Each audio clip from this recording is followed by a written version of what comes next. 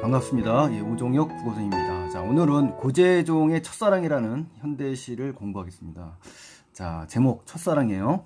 그러니까 이 첫사랑을 이루기 위한 이 노력, 그리고 첫사랑의 이 아픔, 그리고 첫사랑을 겪고 난 뒤에 피어나는 사랑의 아름다움을 이제 나뭇가지라는 곳에서 눈꽃이 피고 그 눈꽃이 녹은 자리에 다시 봄꽃이 피어나는 이 과정을 비유한 시입니다. 그래서 한마디로 정하면요. 자, 그래서 고재종의 첫사랑이라는 작품을 공부를 하겠습니다. 이 대표적인 작품으로는 우리 어떻습니까? 이 고재종 시인의 우리 면면함에 대하여라든가, 그렇죠? 이런 작품들이 지금 중요한 작품입니다. 세안도도 그렇고요. 자, 그럼 이제 내용으로 들어가는데요. 첫 번째 연을 보겠습니다. 자, 흔들거리는 나뭇가지에 눈꽃을 피우기 위한 눈의 도전이라고 합니다. 그러니까 자, 흔들린다라는 것은 이제 여기서 시련과 어떤 역경, 요걸 의미할 수가 있고요. 이 나뭇가지, 즉 사랑의 대상입니다. 그죠? 사랑의 대상이에요. 그래서 꽃 한번 피우려고, 그죠? 그러니까 꽃을 피운다는 거는 이 나뭇가지에 피우는 거니까 사랑의 대상이 될 수가 있는 거고요. 이 나뭇가지에 흔들린다는 것은 이제 이 연에 나오면 눈이 미끄러지고 또 미끄러지는 이 원인이 되는 겁니다. 흔들리는 이것이. 그래서 눈은 자, 사랑의 주체가 되는 겁니다. 그래서 사랑의 주체가 대상이 나뭇가지로 향하는 거예요. 얼마나 많은 도전을 멈추지 않았겠느냐, 뭐 이런 서리법을 썼죠.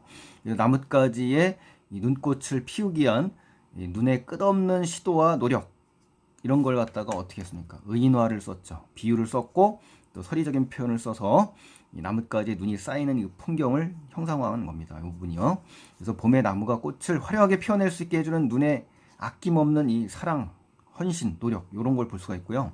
이 도전의 모습은 다음 2연에서도 두드려 보았겠지라든가 춤추었겠지로 구체화됩니다. 아셨죠? 예. 자, 그 다음에 이제 2연을 보겠습니다. 2연에 보시면요, 이 어려움 속에서도 사랑을 이루려는 이 눈의 헌신적인 노력이 나옵니다. 그래서 눈꽃을 피우기 위해서 겪는 눈의 시련이라든가 또 끊임없는 눈의 다양한 노력들이 구체화되어 있고요. 또 동일하거나 유사한 말을 반복해서 리듬을 또 형성하게 됩니다. 보세요. 싸그락 싸그락 두드려 보았겠지.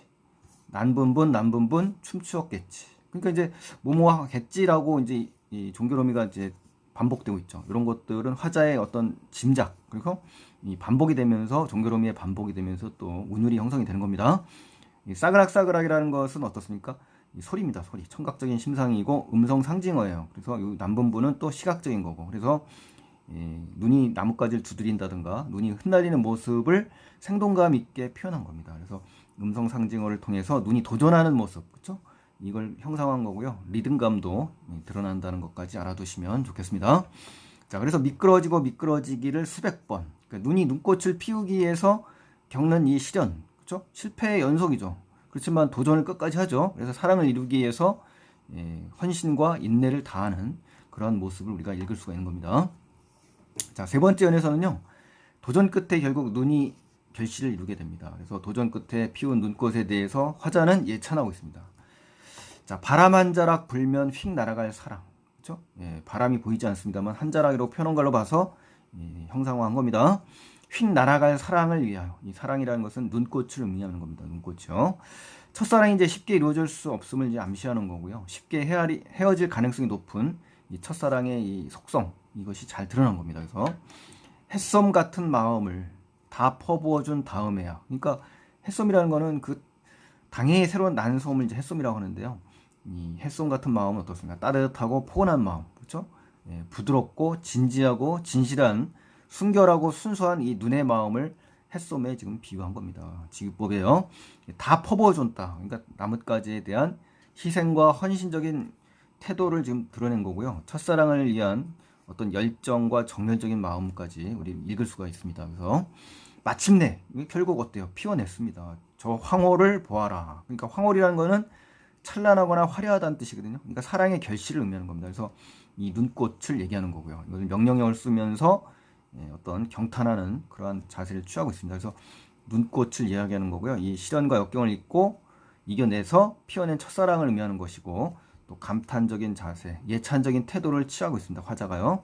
그래서 영탄법과 명령형 어조를 활용해서 화자의 강한, 여기까지 맞습니다만 강한 의지라는 표현은 잘못됐습니다. 이거는 맞는 거고요. 여기서 이 의지란 단어가 나왔기 때문에 틀렸다라고 표시한 겁니다. 자, 그럼 이제 바람의 의미에 대해서 이제 공부를 하겠습니다. 시어인 바람의 의미가 중요한데요.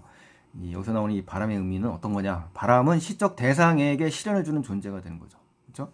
그리고 이 눈은 바람으로 인해서 나뭇가지에 앉으려는 시도가 좌절되죠. 또 이미 앉은 이후에도 바람에 날리게 되죠. 그래서 나뭇가지로부터 떨어지게 되는 그런 고통을 겪게 됩니다. 화자는 바람이 불면 나뭇가지에 있던 눈이 날아간다고 말하고 있어요. 그래서 화자는 바람을 눈에게 시련을 주는 부정적인 존재로 인식하게 되는 거예요. 그리고 세 번째로 시적 대상의 아픔을 심화시켜주는 존재입니다. 이 바람이. 그래서 눈을 나뭇가지에 떨어지게 함으로 아픔을 심화시켜주는 존재라고 볼 수가 있는 거죠. 그렇죠? 이렇게 해서 바람의 의미까지 정확하게 기억을 해주시면 좋겠습니다. 자, 다음 2페이지를 넘겨보실까요? 2페이지에 보면은 이제 네 번째 연인데요. 네 번째 연에서는 봄이 됐어요, 드디어. 그리고 아름답게 피어납니다, 봄꽃이. 그러니까 이제 눈꽃이 진 후 봄에 피어난 꽃의 아름다움이니까 앞에 1, 2, 3년까지는 어떻습니까? 겨울이고 여기서부터는 봄이니까 계절의 변화가 이제 되면서 시상이 바뀌는 겁니다. 그래서요. 자, 봄이 되면, 그렇죠? 봄이 된다. 그러니까 눈꽃이 녹는 계절이 되면서 변화가 오는 거죠. 그래서 그 한 번 된 자리에, 그렇죠? 된 자리에 첫사랑의 아픔입니다.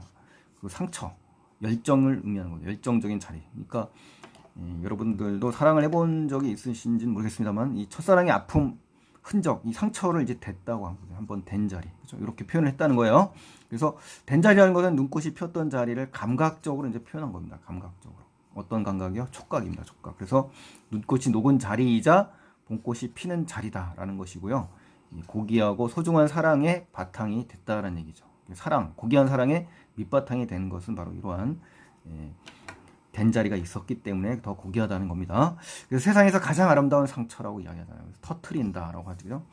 자, 그래서 운이법을 썼고요. 원관념은 이제 결국 뭡니까? 나뭇가지에 핀 봄꽃을 아름다운 상처라고 이야기하는 거고요. 역설적인 표현이죠. 아름다운 상처라는 표현이. 그래서 첫사랑이 남긴 상처의 긍정적인 측면을 강조한 겁니다. 부정적인 게 아니에요. 그래서 인내와 헌신 끝에 얻은 이 사랑의 결실은 이 봄꽃을 의미하는 겁니다. 그래서 첫사랑의 아픔을 통해서 결국 뭡니까? 성숙한 사랑을 이뤄냈다. 이렇게 볼 수가 있고요. 사랑의 의미를 좀 화자는 깊이 있게 통찰한 그러한 표현이라고 볼 수가 있는 겁니다. 자, 핵심 정리로 가겠습니다. 이제. 자, 읽어보시면 되겠고요. 주제는 인내와 헌신으로 이뤄낸 아름다운 사랑의 결실 또는 아름다운 사랑의 결실을 위해서 시련과 고난이라고 할 수가 있고요. 성격은 예찬적, 경탄적, 회화적, 낭만적 이렇게 해서 정리를 해주시면 좋겠고, 자, 표현상 특징으로 가겠습니다. 나뭇가지를 향한 이 눈의 헌신적 사랑을 그리고 있고요. 이 눈은 바람이 불면 어때요? 날아가 버릴지도 모르는 이 사랑을 위해서 헌신적으로 노력하는 존재가 눈입니다. 그래서 이러한 헌신적인 노력으로 봄이 되면 어때요? 나뭇가지는 아름다운 꽃을 피워내죠. 그러면서 이를 통해서 헌신적으로 피워낸 사랑의 고귀함이 전달되는 겁니다. 자, 시상 전개 방식은 역시 시간의 흐름입니다. 계절의 변화잖아요. 그래서 자연현상의 모습에서 첫사랑의 의미를 떠올리는 발상을 취했다. 이게 아주 중요합니다, 여러분. 그래서 화자는 한겨울 나뭇가지에 내리는 눈이라든가 그 눈이 나뭇가지에 쌓여있는 모습이라든가 봄에 그 눈이 녹은 자리에 된 자리죠. 그렇죠? 핀꽃의 모습에서 첫사랑을 떠올립니다. 그래서 눈꽃에서 첫사랑의 의미를 발견한다는 그러한 측면에서 유추라는 방법을 사용했다라고 확인할 수가 있고요. 또 겨울에서 봄으로 계절의 흐름이 바뀌면서 나뭇가지 위에 눈이 내리는 모습에서 봄에 꽃피는 모습까지를 형성한 시입니다. 자, 그다음 역설적 표현, 우리 앞에 사연에 이제 제가 이야기를 했죠. 이걸 보시면 아시겠지만 주제를 효과적으로 전달하는 효과가 있다까지. 또 유사한 시어나 시구가 반복됩니다. 리듬을 당연히 형성하겠죠. 이런 것들, 그렇죠? 음성상징어, 또 반복적인 시어, 동일하거나 유사한 시어를 반복적으로 제시했다라는 거. 또 자연물의 인격을 부여했다. 의인법이죠. 의인법을 써서 시적 의미를 드러냈다. 두드려 보았다라든가, 춤췄다든가, 햇솜 같은 마음이라든가, 그렇죠? 이러한 표현들을 볼 때 자연물의 눈에 인격을 부여해서 첫사랑이라는 시적 의미를 그려내고 있습니다. 또 감각적 이미지를 주로 활용했어요. 촉각이라든가 시각, 그렇죠? 청각 이런 표현들. 또 서리적인 표현을 활용해서 화자의 새로운 인식을 드러냈다. 그리고 의도를 강조했다. 이런 표현들. 또 영탄적 어조를 통해서 화자의 고조된 감정을 드러냈다. 그렇죠? 영탄적 이런 표현들, 이런 것들이 전부 영탄적인 어조입니다. 또 이연의 싸그락 남분분이라는 음성 상징어가 드러났죠. 또 미끄러지고 미끄러질 하면서 유사한 시어가 드러났죠. 뭐뭐 겠지라는 종교로미의 반복이 나타났죠. 그래서 또 이연의 일행과 이행의 비슷한 문장 구조가 배치되어 있죠. 이러한 측면에서 운율을 형성하는 요소들을 좀 다 드러낸 겁니다. 특히 이연이 중요합니다. 이 표현적인 특징에서는요. 눈꽃을 피우기 위해서 끊임없이 노력하는 모습을 독자에게 어때 생동감 있게 효과적으로 전달합니다. 그리고 상징적 시어를 통해서 주제의식을 드러낸다. 그렇죠? 상처와 같은 시어가 상징적인 시어입니다. 그래서 눈꽃을 피워내는 눈의 첫사랑, 또 그 사랑의 아픔을 이겨내고 봄에 꽃을 피워내는 나뭇가지의 성숙을 드러내는 겁니다. 또 계절감이 드러나죠. 그래서 자연물을 통해서 주제를 강조한다. 또 자연의 순환적 질서입니다. 그래서 첫사랑의 진정한 의미를 드러내는 겁니다. 그리고 첫사랑을 이루기 위한 과정을 또 비유로 드러냈고요. 또 대상을 의인화했죠. 대상의 면모를 강조합니다. 눈을 의인화하면서 나뭇가지와의 사랑을 이루려고 애쓰는 눈의 모습을 강조한다는 거죠. 그렇죠? 그 다음에 이제 3페이지로 넘어가셔서요. 추가적인 내용까지 꼭 들어주시기 바랍니다. 자, 이 시의 제목이 첫사랑인 이유는 뭡니까? 자연현상을 통해서 그죠? 사랑의 의미를 발견한 겁니다. 그래서 겨울에 눈꽃이 피는 이 과정에서 첫사랑의 의미를 생각했고요. 이 눈꽃이 진 자리에 봄꽃이 피는 것에서 성숙된 사랑의 의미를 발견한 겁니다. 그래서 시인은 눈꽃과 첫사랑이 모두 쉽게 사그라들 수 있는 속성을 동시에 지닌 것, 동시에 인내와 헌신의 과정을 겪어야 이루어질 수 있다는 점이라든가, 눈꽃이 지나간 자리에 피는 봄꽃이듯이 성숙된 사랑이 첫사랑의 슬픔을 딛고 온다는 이런 측면을 통해서 성숙한 사랑의 의미를 발견하고 있는 겁니다. 그래서 이 시에서는 눈꽃이 곧 첫사랑인데 이러한 눈꽃이 피는 과정을 매개로 해서 아름다운 사랑의 의미를 발견하고 있기 때문에 제목을 첫사랑이라고 한 겁니다. 그래서 좀 더 자세히 알고 싶으신 분들은 끝까지 들어주시고요. 핵심적인 내용만 보겠다 하신 분들은 앞에 본문만 보셔도 될 것 같습니다. 자, 그 다음에 이제 이 시의 주된 형상화 방법에서는 자연현상과 첫사랑의 의미를 지금 대응시켰는데요. 나뭇가지에 눈이 내린 모습에서 첫사랑을 이루기 위한 노력과 실현을 의미하는 거고, 그죠? 나뭇가지 눈꽃이 핀 이 개화된 모습에서는 어때요? 첫사랑을 이룬 황홀함을 지금 보여주고 있죠. 그리고 봄에 꽃핀 모습에서는 어때요? 첫사랑이 끝난 뒤에 이룬 성숙한 사랑이라는 거죠. 그죠? 첫사랑은 황홀하지만 첫사랑이 끝난 이후에 일어난 사랑은 성숙하고 원숙한 사랑입니다. 자, 그 다음에 19와 편상의 특징, 함축적 의미를 지금 중요한 부분들을 지금 뽑았는데요. 눈이 얼마나 많은 도전을 멈추지 않았으랴. 이 부분에서는 의인법과 서리법이 쓰였죠. 눈의 노력을 의미합니다. 그리고 햇성 같은 마음, 직유입니다. 직유. 그래서 순수한 마음을 얘기하는 거고요. 황홀을 보아라 그랬죠. 그래서 황홀이라고 표현하는 은유법을 사용했고요. 첫사랑이 이루어진 기쁨을 지금 의미합니다. 그 다음 네 번째로 이제 세상에서 가장 아름다운 상처를 터뜨린다. 여기서는 이제 역설적인 표현이 들어갔고 또 은유법이 쓰였습니다. 그래서 정신적 성숙 이런 걸 의미한다는 거, 요 19 4개를 반드시 기억을 해주시면 좋겠습니다. 이 부분이 가장 핵심입니다, 여러분. 자, 그 다음에 이제 마지막으로 매력적인 오답 피하기 연습해가지고요. 함정에 걸리지 않기 위해서 추가로 해주는 겁니다. 자, 1번에 하강의 이미지가 상승의 이미지로 전환된다. 이런 건 없습니다, 여러분. 하강에서 상승으로 전환되는 거는 없습니다. 역동성이 부여되는 것도 아니에요. 그죠? 그 다음에 공감각적 심상을 활용했다. 이거 없습니다. 공감각이요. 반어적 표현도 없습니다. 명령형 표현은 나와요. 그렇죠? 황홀을 보아라 그 장면. 하지만 화자의 의지를 강조하는 건 아니다. 이렇게 끝까지 OX를 확인하셔야 됩니다, 여러분. 또 청자와 말을 주고받는 방식 역시 아닙니다. 자, 6번째로는 이제 아름다운 상처와 같은 눈 쌓인 나뭇가지의 모습을 통해서 자연의 순환적 질서를 했다 그랬는데, 이 눈 쌓인 나뭇가지의 모습을 통해서 자연의 순환적 질서를 바탕으로 주제의식을 드러낸 것은 아닙니다, 여러분. 나뭇가지의 모습이 아니에요. 자, 자신을 대상화하여 현실의 삶을 성찰했다는데 화자가 나뭇가지에 내려앉는 눈을 통해서 그런 겁니다. 그러니까 나뭇가지가 아니라 눈을 통해서 그런 겁니다. 그러니까 대상은 나뭇가지고 주체는 눈이라는 거죠. 조심하셔야 됩니다, 여러분.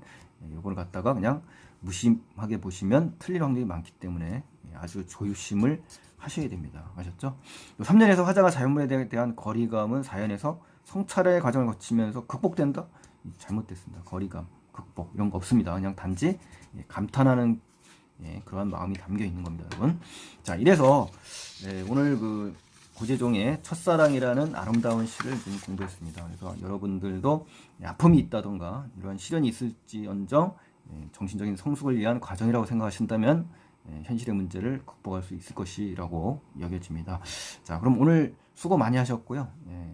도움이 되셨다면 구독 안 하신 분들은 구독 부탁드리고요. 다음 영상 꼭 기대해 주시기 바랍니다. 감사합니다.